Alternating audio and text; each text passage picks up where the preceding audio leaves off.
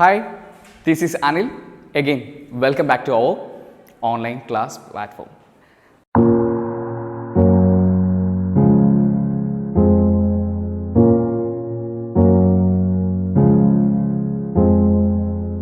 Hello everyone, welcome back to the video tutorial. In the last video, we had started a new lesson, The Danger of a Single Story. We said the meaning of the title and the first 5 paragraphs of the lesson. It was a speech and it reveals the faulty thoughts of human beings towards the unknown things. Chimamanda had a few faulty thoughts about book later towards Fide, the houseboy. The speaker says that the concepts are vulnerable to kids. And these are the things we said in the last video. We are moving to the next paragraphs. Let's roll on. The danger of a single story. Years later, I thought about this when I left Nigeria to go to university in the United States. കഴിഞ്ഞ പാരഗ്രാഫിൽ ഫിഡയുടെ ഫാമിലിയെക്കുറിച്ച് അവൾക്കുണ്ടായ അനുഭവത്തെക്കുറിച്ച് നമ്മളോട് പറഞ്ഞിരുന്നു. ആ ഫിഡയുടെ ഫാമിലിയെക്കുറിച്ചുള്ള ഓർമ്മകൾ Nigeria വിട്ട് അമേരിക്കയിലെ യൂണിവേഴ്സിറ്റിയിലേക്ക് യാത്ര നടത്തിയപ്പോൾ അവളുടെ ഉള്ളിൽ നിറഞ്ഞിരുന്നു. ഐ വാസ് 19 വയസ്സുള്ളപ്പോഴായിരുന്നു നൈജീരിയ വിട്ട് അമേരിക്കയിലെ യൂണിവേഴ്സിറ്റിയിൽ പഠനത്തിന് വേണ്ടി ചിമമൻഡ നുഗൂസി അഡിഷി എന്ന് പറയുന്ന നമ്മളുടെ സ്പീക്കർ പോയത്. My American roommate was shocked by me. ഞാൻ അവിടെ എത്തിക്കഴിഞ്ഞ് എൻ്റെ അമേരിക്കൻ റൂംമേറ്റ് എന്നെ കണ്ടപ്പോൾ അല്ലെങ്കിൽ എന്നോട് സംസാരിച്ചു കഴിഞ്ഞപ്പോൾ വളരെ ഷോക്കായിപ്പോയി. She asked where I had learn to speak English so well. എന്നിട്ട് അവൾ എന്നോട് ചോദിച്ചു, എവിടെ നിന്നാണ് ഞാൻ ഇത്രയും നല്ല രീതിയിൽ ഇംഗ്ലീഷ് സംസാരിക്കാൻ പഠിച്ചത് എന്ന് എന്നോട് ചോദിച്ചു.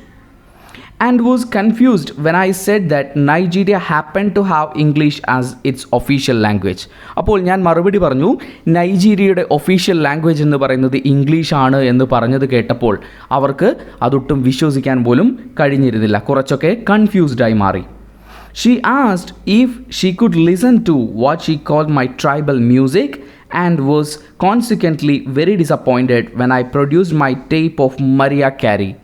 അങ്ങനെ അവരെന്നോട് രണ്ടാമത് ചോദിച്ചത് എൻ്റെ നാട്ടിലെ ട്രൈബൽ മ്യൂസിക് ഒന്ന് കേൾക്കാൻ അതിന് വേണ്ടിയിട്ടുള്ള എന്തെങ്കിലും സമ്പ്രദായമുണ്ടോ എന്ന് എന്നോട് ചോദിച്ചു. ആ സമയത്ത് എൻ്റെ കയ്യിലുണ്ടായിരുന്ന മരിയ കാരിയുടെ എൻ്റെ നാട്ടിലെ ട്രൈബൽ മ്യൂസിക് പാടിയ ആ ഒരു വീഡിയോ ടേപ്പ് ഞാൻ കൊടുത്തപ്പോൾ അവർ അതിൽ കൂടുതൽ നിരാശയായിരുന്നു അവർക്കുണ്ടായത്. മരിയ കാരി എന്ന് പറയുന്നത് ലോകോത്തരത്തിൽ അല്ലെങ്കിൽ ലോകത്തിൽ തന്നെ അറിയപ്പെടുന്ന ഒരു പോപ്പ് സിംഗറാണ്, അമേരിക്കക്കാരിയാണ്. അപ്പോൾ അങ്ങനെ ഒരു വലിയ വെൽ നോൺ അമേരിക്കക്കാരിയായ വ്യക്തി നൈജീരിയയുടെ ട്രൈബൽ മ്യൂസിക് പാടിയ ടേപ്പ് കൊടുത്തു കഴിഞ്ഞപ്പോൾ, അത് കിട്ടിക്കഴിഞ്ഞപ്പോൾ അമേരിക്കക്കാരിയായ റൂംമേറ്റിന് തീർച്ചയായും ഒരു അത്ഭുതവും നിരാശയുമാണ് തോന്നിയത്. അപ്പോൾ ഈ ഒരു പാരഗ്രാഫിലൂടെ പറയുന്നത് അമേരിക്കൻ റൂംമേറ്റിന് സത്യത്തിൽ ആഫ്രിക്ക അല്ലെങ്കിൽ നൈജീരിയ എന്ന് പറയുന്ന രാജ്യത്തെക്കുറിച്ച് ഒരു സിംഗിൾ സ്റ്റോറി, അതുമല്ലെങ്കിൽ ഒരു തെറ്റിദ്ധാരണകൾ ഉണ്ടായിരുന്നു എന്നുള്ളതാണ്. കാരണം റൂംമേറ്റ് ചിന്തിച്ചിരുന്നത് നൈജീരിയ എന്ന് പറയുന്ന രാജ്യം വളരെ പാവപ്പെട്ട രാജ്യമാണെന്നും അവിടെയുള്ള ആൾക്കാർക്കൊന്നും വിദ്യാഭ്യാസമില്ല എന്നും ഇംഗ്ലീഷ് പോലുള്ള ഭാഷ സംസാരിക്കാൻ അവിടെയുള്ള ആൾക്കാർക്ക് അറിയില്ല എന്ന ഒരു സിംഗിൾ സ്റ്റോറി ആയിരുന്നു അവരുടെ മനസ്സിലുണ്ടായിരുന്നത്.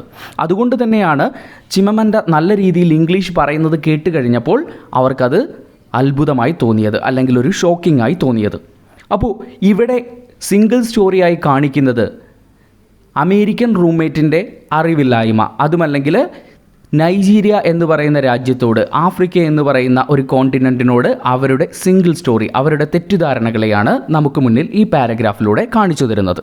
At the age of 19, Chimamanda Ngozi Adichie, she traveled out of Nigeria and she joined for the higher education in American University and she reached America. At the time, she thought about Fide's family. She just recalled those memories from her mind.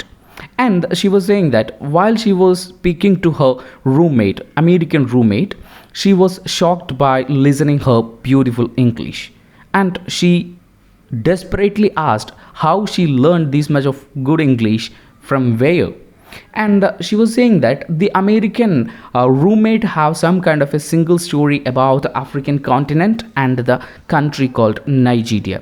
She had few faulty thoughts about this country, and the roommate thought that Nigeria means and the Nigerian people are illiterate and they don't know how to speak English in a proper way.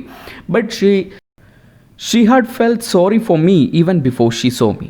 എൻ്റെ American roommate എന്നെ കാണുന്നതിന് മുൻപ് തന്നെ എന്നോടൊരു sorry feeling, അതുമല്ലെങ്കിൽ ഒരു സഹാനുഭൂതിയായിരുന്നു അവർക്ക് എന്നോട് ഉണ്ടായിരുന്നത്.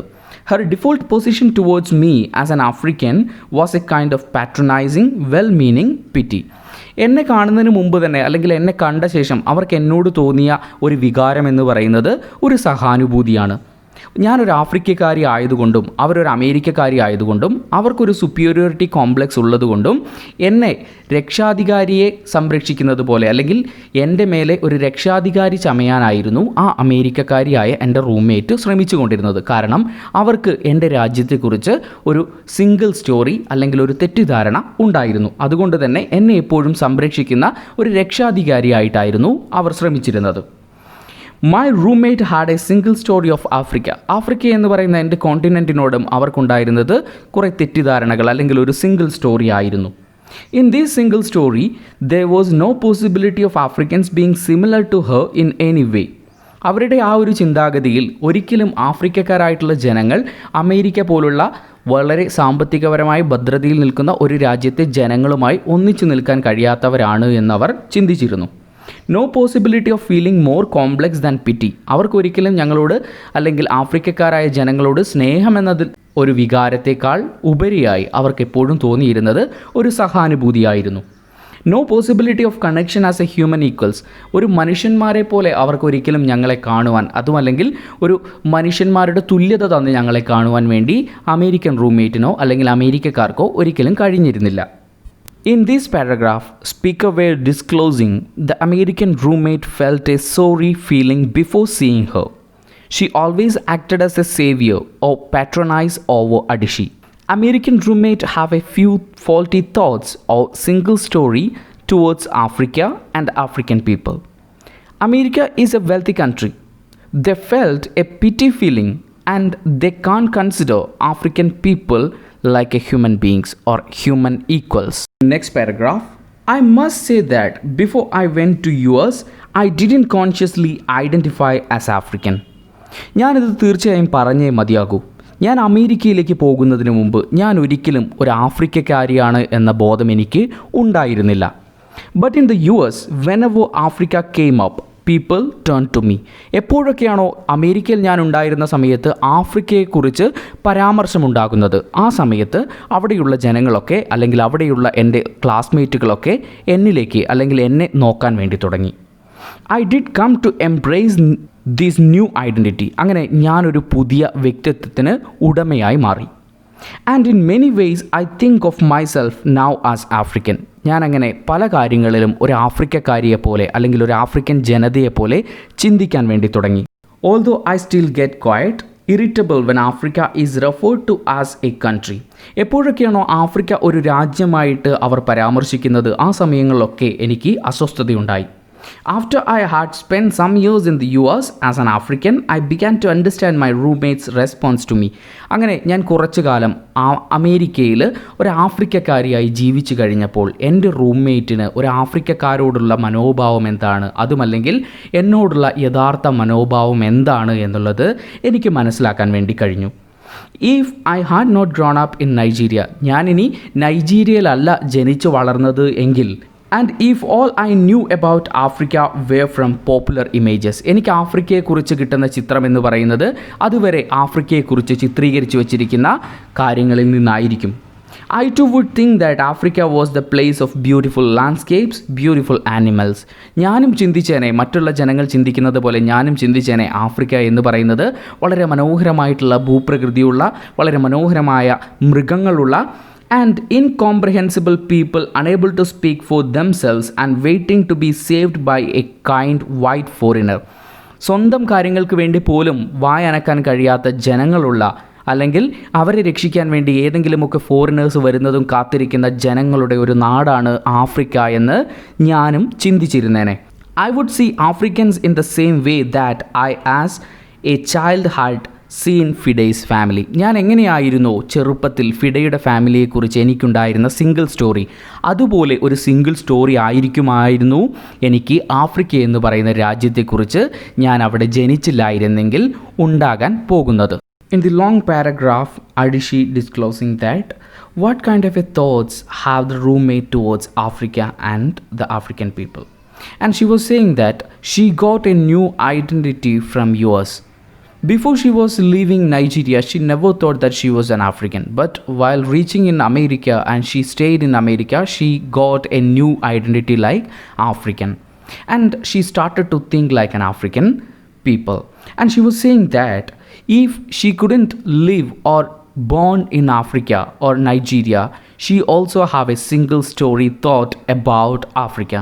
She would think like Africa means it's a beautiful landscapes, beautiful animals, and the people, they can't speak for themselves and they will wait for a savior just like a foreigner.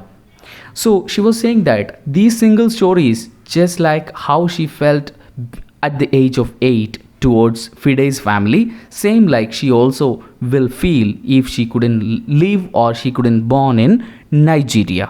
I began to realize that my American roommate must have, throughout her life, seen and heard different versions of this single story. ഞാൻ തിരിച്ചറിയുകയായിരുന്നു എൻ്റെ American റൂംമേറ്റിന് Africa എന്ന് പറയുന്ന ആ ഒരു കോണ്ടിനെൻറ്റിനോടും അവിടെയുള്ള ജനങ്ങളോടുമൊക്കെ ധാരാളം തെറ്റിദ്ധാരണകളുണ്ട്, അല്ലെങ്കിൽ അവളുടെ ജീവിതത്തിൽ അവൾ കേട്ടിരിക്കുന്ന പല കാര്യങ്ങളിൽ നിന്നും അവൾ തന്നെ കുറേ തെറ്റിദ്ധാരണകൾ ഉണ്ടാക്കി വെച്ചിട്ടുണ്ട് എന്ന് ഞാൻ മനസ്സിലാക്കി. A professor once told me that my novel was not authentically African. ഒരിക്കൽ എൻ്റെ പ്രൊഫസർ എന്നോട് ഒരു കാര്യം പറഞ്ഞു. എൻ്റെ നോവൽ വായിച്ച ശേഷം അദ്ദേഹം പറഞ്ഞൊരു കാര്യം, എൻ്റെ നോവൽ എന്ന് പറയുന്നത് ഒരു ആഫ്രിക്കൻ തനിമയുള്ള നോവലല്ല എന്ന് എൻ്റെ അടുത്ത് പറഞ്ഞു. I did not know what African authenticity was. പക്ഷേ എനിക്കറിയില്ല എന്താണ് ആഫ്രിക്കൻ തനിമ എന്ന് പറയുന്നത്. ഈ വരികളിലൂടെ വ്യക്തമാണ് ആ അഡിഷിയുടെ പ്രൊഫസറിന് പോലും ഒരു സിംഗിൾ സ്റ്റോറി തോട്ട് ആഫ്രിക്കയെക്കുറിച്ച് ഉണ്ടായിരുന്നു എന്ന്. The professor told me that my characters were too much like him, an educated and middle class man. അദ്ദേഹം ആ ഒതൻറ്റിസിറ്റി ഇല്ല എന്ന് പറയാൻ, തനിമയില്ല എന്ന് പറയാൻ കാരണം അതിലെ ഓരോ കഥാപാത്രങ്ങളും അദ്ദേഹത്തെ പോലെയായിരുന്നു.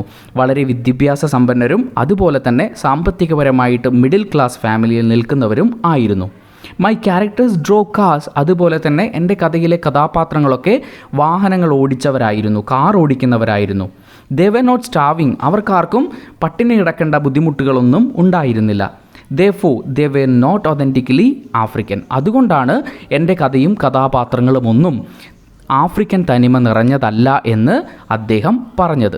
അപ്പോൾ ഇവിടെ പ്രൊഫസർക്കുണ്ടായിരുന്ന ചിന്താഗതിയും തുല്യമാണ്. പ്രൊഫസറും ചിന്തിച്ചിരുന്നത് ആഫ്രിക്ക എന്ന് പറയുന്ന ഒരു കോണ്ടിനെൻറ്റ്, അവിടെയുള്ള ജനങ്ങളൊക്കെ എഡ്യൂക്കേറ്റഡ് അല്ലാത്ത, വിദ്യാഭ്യാസമില്ലാത്ത, അതുപോലെ തന്നെ പാവപ്പെട്ട, പണമൊന്നുമില്ലാത്ത, ഭക്ഷണം കഴിക്കാൻ പോലും ഇല്ലാത്ത പാവം പിടിച്ച ജനങ്ങളാണ് എന്നൊരു ചിന്താഗതിയായിരുന്നു പ്രൊഫസറിന് പോലും ആഫ്രിക്ക എന്ന് പറയുന്ന ആ കോണ്ടിനെൻറ്റിനോടും അവിടെയുള്ള ജനങ്ങളോടും ഉണ്ടായിരുന്നത് എന്നതാണ് ഇതിലൂടെ പറയുന്നത്. And she was saying that her roommate, American roommate, she had lots of versions of single story about the Africa.